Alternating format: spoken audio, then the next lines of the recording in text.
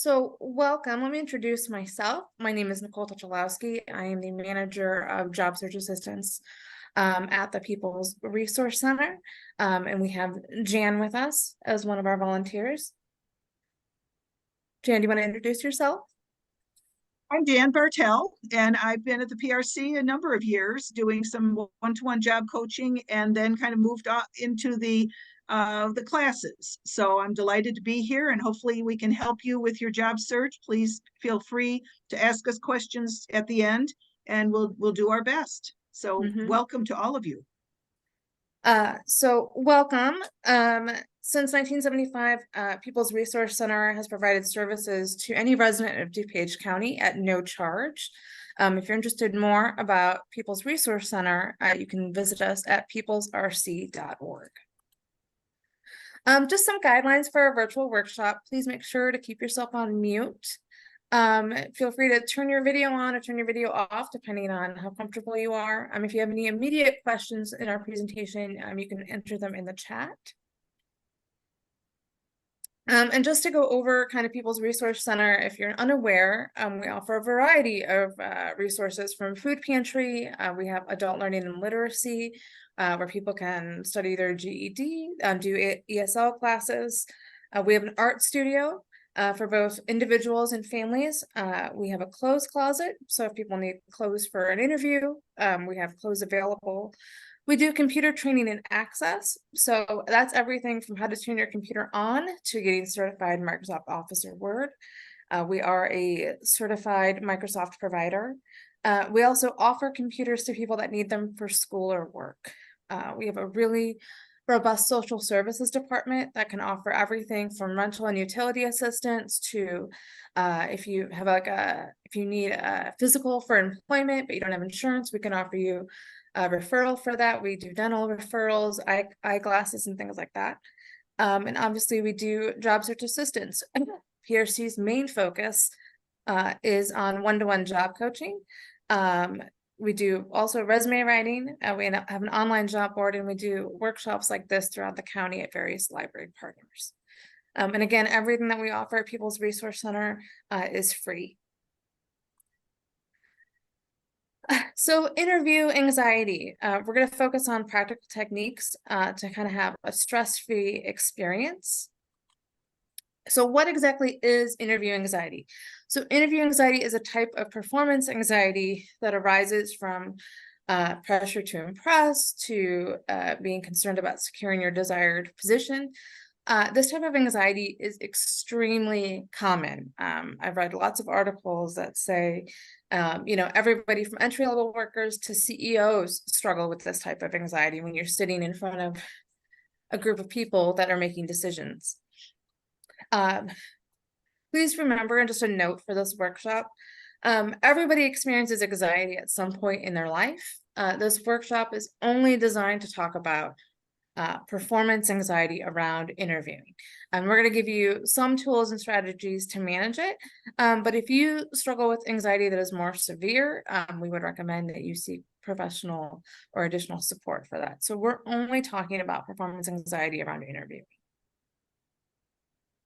So what are symptoms of anxiety? I love the graphic because I definitely feel connected to that. I feel like I experience particularly performance anxiety. I get nervous, I get shaky, my face turns bright red, and you can have a variety of anxiety symptoms, right? They can go, you can have sleep disturbances, sometimes particularly before interviews, people have nightmares about not doing well. They can feel tense or on edge. So anxiety tends to manifest, both mentally and physically. And what are some normal causes of interview anxiety? The fear of judgment or rejection, if there's high stakes, especially, if you've been unemployed for a long time and this has been your first interview in a while, you could feel a lot of pressure to be successful in that interview. If you don't feel like you have a lot of confidence, right, for whatever is going on in your life, if you've had past negative experiences, I think we've all been to interviews that could have gone better, either on our part or the interviewer's part. And so if that's playing in your head, that can cause a lot of anxiety. If you're unfamiliar with the process, so interviews have changed a lot. Like I had to do an interview once through like a online interview platform. Was not familiar with that. You could have social anxiety, especially if you're having an interview with a large group of people, you're doing a meet and greet, could be very stressful. Um, if you don't feel like you have control, or you're comparing yourself with others, or you left for the interview and you had stuff going on at home, there could be a lot of different things going on that build into why you're experiencing anxiety.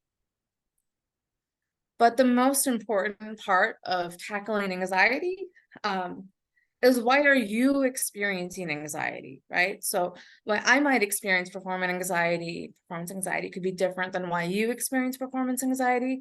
And there's no one answer to how to combat anxiety. What's really important is to figure out what it is that is stressful to you about that experience. So take time to self-reflect, all right? Find 5 to 10 minutes, sit down with, I would say coffee, but coffee tends to increase anxiety. So maybe like decaffeinated tea or something.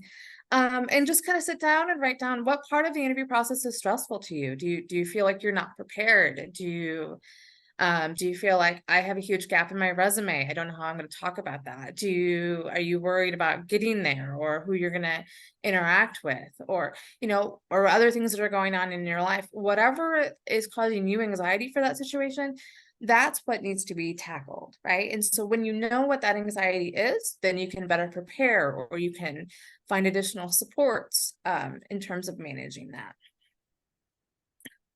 So there's different aspects to interview anxiety. I think people think about anxiety as just, in particular around interviews, as just the interview, but interview anxiety can happen before the interview, after, during the interview, and even after the interview. And so we're going to talk about how do you manage anxiety throughout the entire process of interviewing. So before the interview, I would really recommend researching the company. First of all, it's going to give you a better sense of who they are, what their values are. You can figure out, based on the images that you see on their website, how are people normally dressed. If you're not sure, what do I wear to an interview? Right? Some people are super casual, some people are really formal. Doing research is going to help you feel more confident. It's also going to help you kind of interact with the people that you're interviewing well, because you know more about the company. Preparation. So in our jobs program, we talk about preparation a lot, and particularly around interview preparation. So, I mean, you can look up common interview questions online. I guarantee your interviewer, especially if they haven't done a lot of them, is probably doing the same thing. They're looking up common interview questions through Google. So look up common interview questions, know the kinds of questions that you think you're going to be asked, specifically, based on the job description or based on your industry. And practice telling your story. So we tell that to clients a lot. Practice in front of a mirror, practice. A lot of people video record themselves with their phone to watch how they're doing. You can practice with another person. You can go to mock interviews. There's lots of ways to do interview prep. Obviously, you don't know every question that they're going to ask, but if you're more prepared and they ask you kind of a strange question or a question you weren't prepared for, you're going to have you're going to have resources in terms of, I've already prepped for a similar question, or, I know my story well enough that I know how I can answer this question. And then resources like ChatGPT, or now there's like Google Bard, can help you prep interview questions. So you can load in your resume. I would be cautious in loading in your resume with ChatGPT to not put in any personal information, because we're not sure what people are doing with that information. But you can load in your resume and ask ChatGPT or a similar AI to ask you questions based off your resume, or ask you questions based off the job description. Or you can even ask ChatGPT things like, based on my resume and based on this job description, what kinds of questions do you think that they're going to ask me? Or what kinds of similar things. And it can help you prep for that. And then you can even put your answers in there and say, what do you think of this answer? And ChatGPT can give you some suggestions on how to answer those questions. So positive visualization. So we're going to go through some techniques in terms of managing anxiety, and positive visualization is proven to work. There have been multiple stories of people in different situations that have used positive visualization to be successful. The point of positive visualization and how to be successful in using this tool is to take your time in using this tool. So visualize yourself succeeding in every area of the interview. So I would sit down for 15 to 20 minutes and visualize yourself going through every step of the interview process successfully, from driving there to heading home, to answering those questions well. I would kind of slow down and visualize yourself doing that. One is going to give you the confidence to know I've already kind of walked through this in my head, so I know how I want to present myself. But scientifically, it's proven to help reduce stress. And you can also ask close friends, or family about, do I do nervous gestures? When you're visual, like if you think about yourself, like, and you talk with a family or friend member and say, well, what do I do when I'm nervous? And I use my hands a lot, but you might do a variety of things that you're maybe not aware of, and someone else can tell you that, and you can visualize kind of doing different behaviors before the interview. Rationalize away negative thoughts. So it is really easy, especially when you're stressed out and going into an interview, to think, I'm not gonna do well. I'm gonna be, too old or unqualified or overqualified or whatever it is. And you can't kind of have that running through your head. So give yourself a pep talk, right? Whatever is kind of a mantra for you, whatever is going to help you say, you know what, I add value. I know that I'm worth it. I deserve to be in this room. I deserve to have this interview. To help kind of combat any kind of fear or anxiety, all of these techniques, working together can help you address the anxiety that you're experiencing. Practice self-care. I can't say this enough before your interview. And you want to take care of kind of your physical and mental well-being before the interview. So get enough sleep. So, don't stay up late the night before practicing interview questions. Don't eat a whole diet of, candy bars.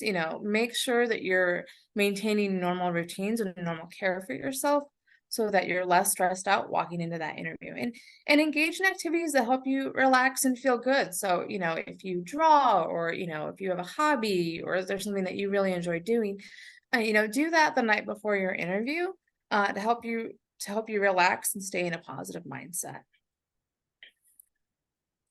So the day of the interview, right? This is the day that everybody tends to think of as incredibly anxiety producing. And there's some things that you can do even the day of the interview to help you relax. So one thing to remember is that you've already succeeded. So on paper, you can do the job, right? They wouldn't be interviewing you if they didn't think you could do the job based on what you've submitted through your resume, or what maybe another referral has said about you. So you realize too that the employer and you have the same goal from a different perspective, right?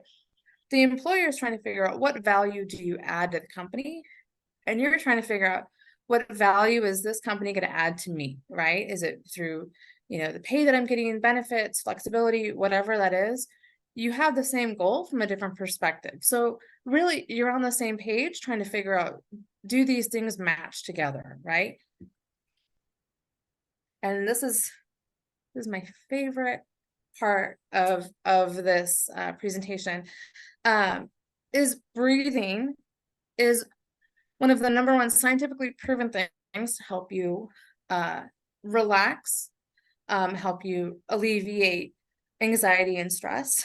And you can practice deep breathing exercises or other relaxation techniques to calm your body and mind. And so I'm going to kind of walk us through what's called box breathing. We're going to do it a few times. I'm going to tell you what it is, and then we're going to practice it. And this is scientifically proven. So the technique I'm going to give you, they teach snipers how to do this in sniper school to help them remain calm in stressful situations. And the reason that it works is because slowing down and controlling your breath is the number one way that you can calm down your nervous system, right? It's going to slow down your heart. It's It's going to calm down your nervous system. It's going to help the physical manifestation of anxiety lower. And you can do this. I've done this before an interview, like in the car. You can do this in the waiting room. You can do a breathing exercise pretty unobtrusively. No one's going to know, and it's going to help you to relax. And people understand that you're nervous. So box breathing is really simple. So what we're going to do is we're going to inhale for 4 seconds. We're going to hold for 4 seconds. We're going to exhale for 4 seconds, and then we're going to hold again for 4 seconds. Now, the holding part is really important. For whatever reason, the holding of your breath and the holding of after you release breath actually really does a lot to help decompress your nervous system. And so if you're interested after this workshop of knowing more about this, I'm happy to kind of send this information to you. We've done it before in previous workshops, and it works. So like I said, we're going to inhale for 4 seconds, hold for 4 seconds, exhale for 4 seconds, and then hold again. So I'm going to do that twice. Shouldn't take more than 10 seconds. Feel free to follow along with me and practice. And if it helps even a little bit, it might be a technique worth investing in just for the future and helping you manage anxiety in kind of a variety of situations. So here I go.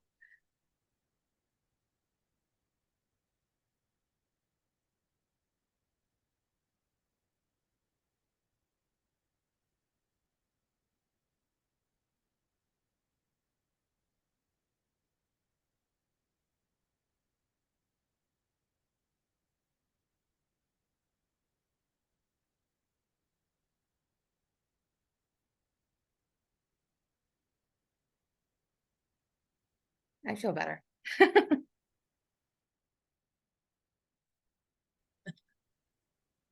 Okay, I will take it from here. Hopefully everyone is more relaxed. And as we're preparing for the interview, the next slide will tell us that we need to double check some details. Make sure that you have a GPS, you know where you're going, make sure the directions are easy to follow and that there's no construction or, God forbid, an accident in the way, some way that you want to be sure you get there a little before the interview, not real early, but you don't want to be late. So getting there about 5 minutes before the interview is actually what we consider on time. If it's later in the day, you may have a follow-up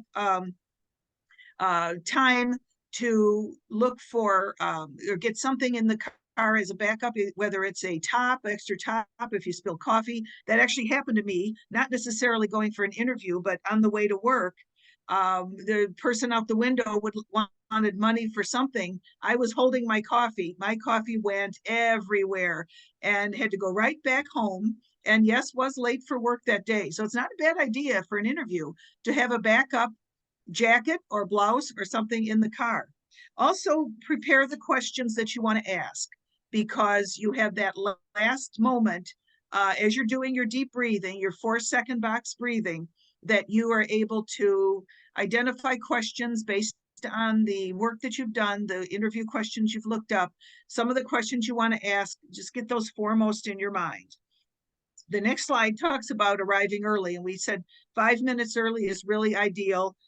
Rushing in and of itself can increase anxiety, and you've already worked towards lowering your anxiety by, as Nicole said, identifying those stressors of yours and taking care of yourself and doing your breathing. So you don't want to undo all that by rushing in and creating even more anxiety.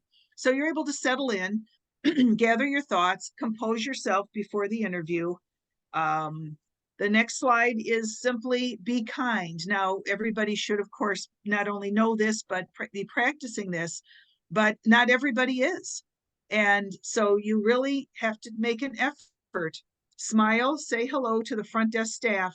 These are the people who the interviewer will come out after the interview and after you're gone and ask them how you behaved yourself. It is so important to be kind when you first come in, engage them in casual conversation.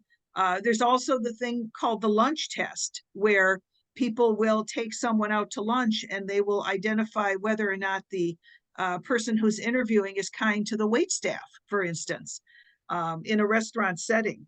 So kindness is something that can be spread around to everybody you meet, and you want to have that demeanor as you come in for an interview. It helps. It adds feel good chemicals to your system, oxytocin, and other feel good chemicals are surging through your system when you're kind. So then we're here. So we're ready for the interview. Some reminders during the interview. First of all, be present. Don't dwell on what could go wrong. As Nicole talked about, don't say anything negative. That creates issues in your mind as well. Create positive inner talk. Don't dwell on what can go wrong, but rather what could go right. Focus on the present, focus on the positive, actively listen to the interview. Sometimes anxiety is such that you're hearing their words, but you're not actually listening because you're so nervous. But listen to the interview, respond thoughtfully to their questions, not at length. Some people with anxiety go on and on and on just because they're so nervous, they just keep talking. It's better to actively listen and respond thoughtfully in not bullet points, but in a relatively short answer. We don't want to give the interviewer the impression that you are elongating your answers in an effort to get to use up the time so that you won't be asked a lot of questions. The next is pausing when answering. If you feel overwhelmed during the interview, and you don't know the answer, or you can't think, it, ask for a brief pause and take a moment to gather your thoughts and then respond to the question. It makes a big difference, because when you hurry through the question's answer, sometimes you can short circuit yourself and not give the full answer that you really would like to give. So I think pausing is so very important. They know you're nervous. They may be nervous. There's nothing wrong with taking a moment and pausing while your questions are being asked. The other thing is we always talk about is practicing acceptance. And this means accept your imperfections. It's okay to make small mistakes during an interview. You don't lie. You certainly don't embellish. You don't say anything that's not correct. But if you can't think of something, or if you mispronounce a word, like I did earlier, you're okay. You're okay. And they understand everybody has nervous moments. They're nervous, like I said, as well. So try to practice acceptance. And that particular, whatever your stumble was, is not going to make or break the interview. So try not to let it bother you. And the next slide is very simply ask questions. Prepare your thoughtful questions to ask the interviewer. Look on their website, know their mission, know who the people are that you're going to be talking to. Try to see if there might be some commonality that you might be able to have some casual conversation with. You want to make this a positive experience, but asking questions demonstrates your interest not only in them and the organization, but also your role in it. You want to know what your role in it will be. You want to know what the orientation will look like, the training will look like, who you may be working with, where you could be centered. Is it an office? Is it a cubicle? Is it something where you're working remotely? But questions help shift the conversation. And I think it's just, I think it's important to make sure you are come across as a kind person, as an interested person, and as somebody they would want to hire. They know you know your stuff. They've read your resume. They know you're qualified. So what they want to know is, how would you fit into the organization? And the next slide is after the interview. Congratulations. You know that no matter what happens, you should be proud and you succeeded. So give yourself some time to avoid or to feel normal, to be anxious after the interview, and acknowledge your feelings and give yourself permission to experience your feelings. I think people need time to just decompress. I think when I have had interviews as well as other experiences where it's anxiety producing, then give yourself a moment, take some time and go sit and say what happened, what went well, what didn't, what do you remember from the interview. Don't overanalyze it, but you want to know what your perception of the interview was, and you especially would like to know what the interviewer's perspective was. And it's okay to ask that as well. And then the next slide is the follow-up. After the interview, we always suggest to send a thank you email to the interview. Years and years ago, really before email was so common, really a letter in the mail was a good idea for thank you. But emails are fine now. It shows appreciation, keeps you on their radar. It's okay to send an email in a week or two if there's no response from them, to see where you are in the interview process and if you're still a viable candidate, and you want feedback on the interview. Sometimes HR people won't give you feedback, but the interviewer should. And as a manager, when people ask my opinion on the interview, whether I hired them or not, I was honest. And I think people learn from the more practice interviews you have, the better you are at it. It's a skill. And so whatever you learn, you can tweak the next interview, and maybe you have a nervous habit, or maybe you felt like you talked too fast, or you weren't quite sure about their question, but didn't want to ask to have them clarify it a little bit. These are things you can learn from interviews. So the future interviews can help you be a better interviewer. Constructive feedback is a good thing. And the next slide is to always continue your job search. I met with a person recently in an interview practice, it was a resume assessment, but an interview practice also. And she was a pharmacy candidate. She did interview for a pharmacy position, but she also needed to work. And so I suggested she interview for other positions she was qualified for. If that didn't work out, at least she would have a position. Nowadays, people are comfortable going into jobs and organizations and continuing to keep looking. And that's okay. It really wasn't during the COVID, it wasn't the great resignation as much as it was the great reshuffling. A lot of people still worked, but they had opportunity. They reevaluated their lives. They were scared, as we all were, with COVID. They wanted more work-life balance. They wanted a job that they enjoyed, and they reshuffled themselves into another job they enjoy more than the one they left. And that's okay. Employers are used to that now. The days of 40 years and getting a gold watch and a pension, long gone. Decades ago, that was over.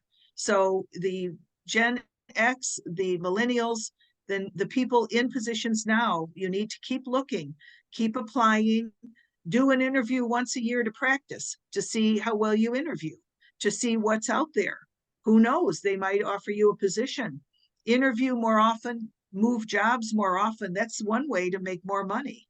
And new positions will usually, probably almost always, offer you more money than the one you're making, and that's a good thing too. So other opportunities can reduce your anxiety relating to the outcome. So you research jobs, you write or tweak your resume, you apply, you practice, attend interview sessions to practice or attend the interview, and then do your follow-up. And then there's always the opportunity to negotiate an offer if it's given. Something I always tell people is you are interviewing for the job. They are also interviewing you, but you're interviewing for the company. You want to know that that's a good fit. You want to know that your values are not clashing with a company. If a company is only there for the purpose of making lots of money, and I will tell you what I've read about Amazon, for instance. They churn people through as quick as they can. They know people leave quickly. I have no idea why their business model is like that, but it is very difficult in Amazon to go up the ladder and get more lucrative positions. And I don't mean to bash Amazon. I've ordered things myself, but look at the company, make sure their values are in alignment with your values. And if you have a strong moral compass, you'll understand that if they're making money just to make money for the corporate board of directors and everybody else never gets a raise, there's a problem. So do something where you're feel good about it, you're giving back, yes, making money, but check out the website, check out the mission, and do your homework, because you don't want to interview well and get a job that you're not going to like. And in 2 months, 3 months, you're like, okay, I'm back out there again. So those are some ideas. And the next slide is staying positive and finding support. So remember, don't think negative thoughts, cancel them out as soon as you feel them coming through. Every interview is a learning experience. Everyone brings you closer to finding the right job opportunity. And I did say to this person who was interviewing for pharmacy jobs, but was willing to take an administrative assistant job, I said, could you text me and let me know when you get a job? Because I said, you're going to get one, I guarantee it. And it's just a matter of whether it's the right job or not. And sure enough, a couple of weeks later, she texted me and said she did get the pharmacy job and she's happy in it. So I thought, good, that was a positive outcome. So stay positive, stay optimistic, talk to your friends, family, mentors about your feelings, share your thoughts, emotions with someone supportive, and continue to manage anxiety. And if anxiety, again, as Nicole pointed out, if anxiety is just a job search, that's fine. If anxiety is a generalized anxiety, which many people have after COVID, then that's something you need to address. I would suggest sooner rather than later, because there's lots of things that can help you with that. And anxiety is crippling, frankly, if it's not addressed.